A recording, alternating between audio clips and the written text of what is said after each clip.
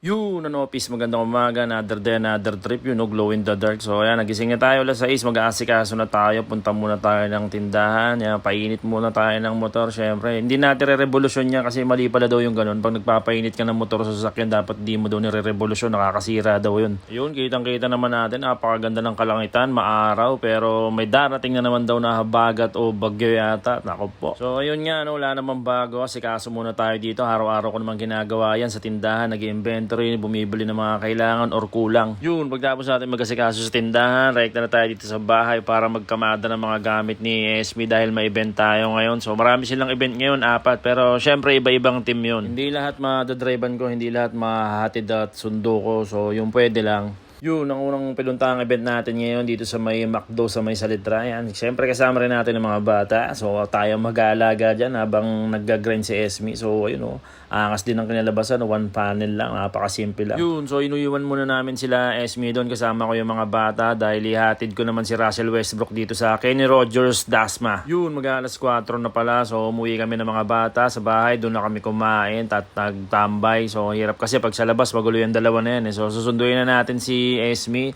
dun sa Salintran McDo, tapos may pupuntahan kami, may hahakutin kaming gamit sa may Gentry yata yun. So sa isang event nila dun kala Roma, so ayan, kasama natin yung dalawa dyan, tahimik naman yan. Si Roma pauwi na, so ayan, kinuha namin yung gamit dito sa may Gentry kasi tapos na rin yung event niya. Ayan, tinutulungan tayo ni Riven, may kusa rin naman yan, lalo pag nakikita kanya nahihirapan, may kusa siyang tumulong kahit sa bahay, ganyan yan. Kaya maganda talaga na binibigyan mo rin minsan yung bata na hindi lang minsan, mas maganda na palagi mong tinuturuan na kumilos. Kunyari, example, sa pagkain, kailangan pagtapos niya kumain, siya magligpit niya. Yung mga maliliit na bagay na yun, dadalhin niya yun at may matututunan yan. Kailangan natin turuan ng mga bata na hindi maging tamad. Hanggat bata sila, dapat ipaintindi na sa kanila na bawal maging tamad.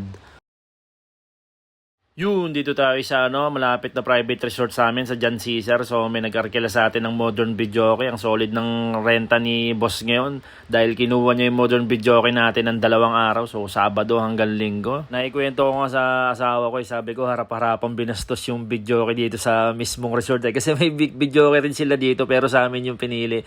Kasi yung videoke nila dito, yun nga yung mga dati pa, yung mga bulky, tapos hindi latest yung mga kanta. So ayun yung advantage natin sa mga sinaunang videoke. Kaya nga modern videoke. Tsaka talagang sinatsaga ako muna, pa 500 lang yung renta ko kahit wala pa akong kinikitang matino. Okay lang yan kasi nagpapakilala tayo, pinapakilala natin ng produkto. Babawi na lang ako sa Bermans, talagang tataasan ko yung presyo. So ganun talaga pag nagnenegosyo, magtatanim ka muna bago ka umani. Kailangan ng tiyaga, hindi mo kailangan mainip. Yun, syempre tinesting din natin yung videoke at papunta naman ako nito sa isa pang event. Maghahakot ako ng gamit, tuloy-tuloy yung gawa natin yan. Wala pa akong matinong pahinga pero okay lang yan, ganun talaga. Mas gusto ko na yung ganito, napapagod na may katuturan. Bumili na rin ako ng karne para gagamitin bukas sa tindahan. Frozen kasi yan sobrang tigas kaya kailangan mato para bukas malambot na pag niluto. Ang solid ng araw na to, ang tindi, talagang napagod ako kaya thank you God, bless our hustle more so we can be blessing to others. Kaya trabahong malupit lang palagi, bawal tamad hanggang sa susunod na trip. Ayos, alright!